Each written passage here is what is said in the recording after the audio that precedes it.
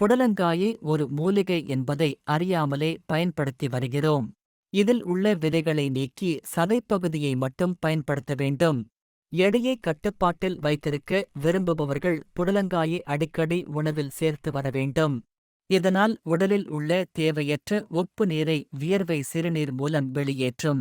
அதிக உடல் சூட்டால் மஞ்சள் காமாலை நோய் ஏற்பட்டால் அவர்கள் புடலங்கொடியின் இலைகளை கைப்பிடி அளவு எடுத்து அதனுடன் அதே அளவு கொத்தமல்லி சேர்த்து 300 மில்லி தண்ணீரில் கொதிக்க வைத்து அந்த தண்ணீரை வடிகட்டி 3 வேளை குடித்து வந்தால் மஞ்சள் காமாலை கட்டுப்படும்.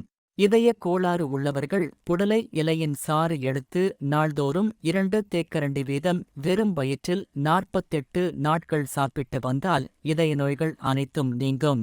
புடலையின் வேரை கைப்பிடி எடுத்து மைய அரைத்து சில துளியளவு வெந்நீரில் விட்டு குடித்து வந்தால் மலமிளகி வயிற்றில் உள்ள பூச்சிகள் வெளியேறும். புடலங்காயை பொரியல் செய்து சாப்பிட நரம்புகளுக்கு புத்துணர்வு கிடைக்கும். நினைவாற்றல் அதிகரிக்கும். நீரிழிவு உள்ளவர்கள் புடலங்காயை எந்த வகையிலாவது சேர்த்து வர அனைத்து வகையான சத்துக்களும் அவர்களுக்கு கிடைக்கும்.